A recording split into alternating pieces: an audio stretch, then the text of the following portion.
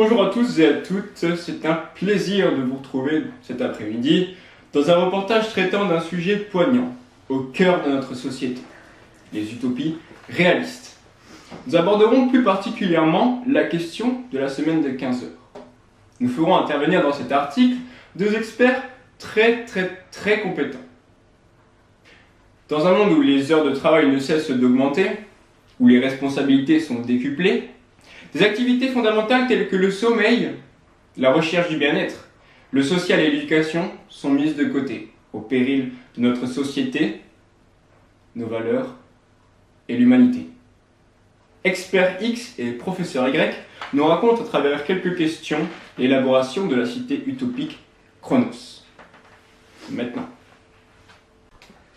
Alors, une question qui me taraude particulièrement. Depuis quand avez-vous instauré votre semaine utopique? Moi, je m'appelle Expert X. Docteur Y. Voilà. Pour répondre à la question depuis quand voulons-nous instaurer cette semaine de 15 heures, eh bien, cela remonte déjà à 1930. Oui. Là, ils ont commencé à vouloir réduire le temps de travail dans la semaine. Jusqu'en 1980, où c'est arrivé à 5 jours. Ouais. Mais 1980, grosse boulette. Tout le monde avait peur d'avoir trop de temps libre. Trop de temps libre, on ne sait pas quoi faire avec ce temps libre.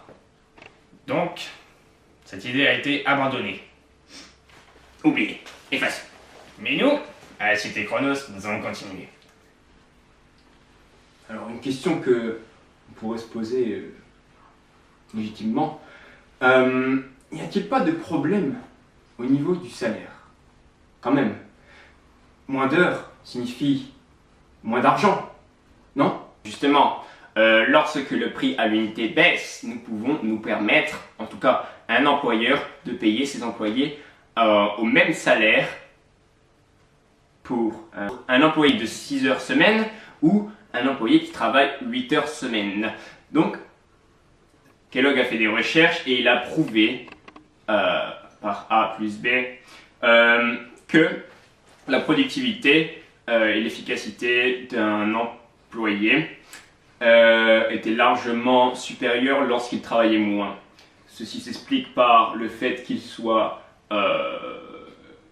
plus heureux, qu'il soit plus épanoui et qu'il ait le temps de prendre soin de ses enfants.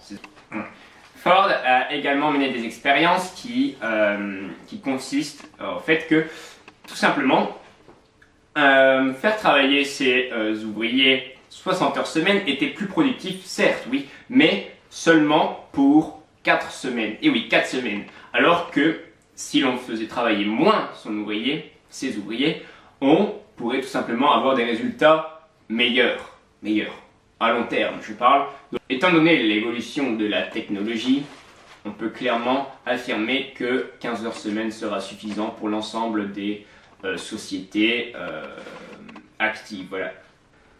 En rapport avec l'actualité, un sujet qui fait notamment débat en ce moment, qui m'intéresse beaucoup d'ailleurs, le féminisme. L'utopie peut-elle régler ce problème?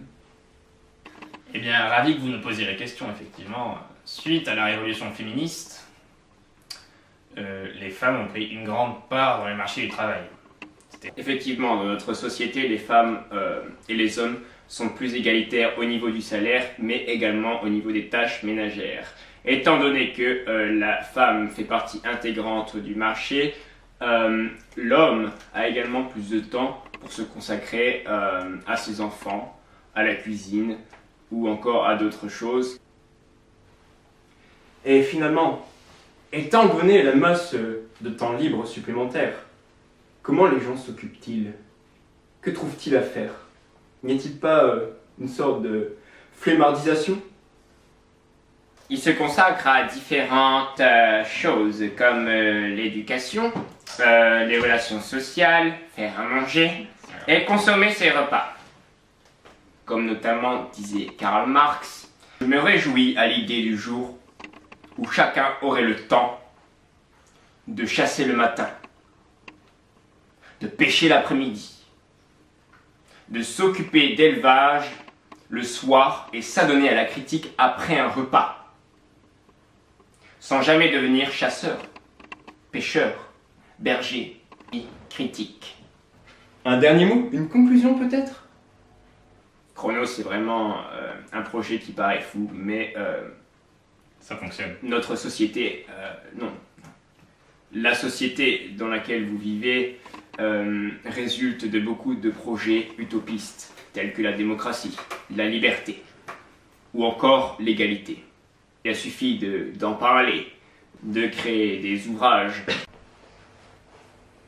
Enfin, pour illustrer les propos précédents, voici le témoignage d'un habitant de la cité Chronos.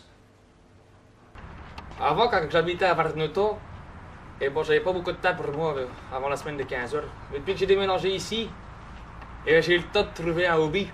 Hey, viens, donne ça, man, tu vas voir. J'ai commencé le dessin. Tu vois, ça, c'est Marguerite. Et maintenant que j'ai plus de temps aussi, je peux faire du bénévolat. Parce que pas besoin d'argent quand t'as le temps.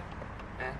Et il m'est même arrivé parfois aussi de faire le ménage. Mais ça, c'est assez rare quand même. Mais je fais le ménage pour ma femme, je mets les pieds sur la table. Parfois, on inverse, c'est moi qui mets les pieds sur la table. Et parfois, on met les pieds tous les deux sur la couette. Ça, c'est un peu plus souvent quand même qu'avant, ça, je peux pas le dire. C'est à présent la fin de ce reportage. On se retrouve la semaine prochaine pour traiter du salaire universel. Je vous laisse sur ces quelques belles images. À bientôt!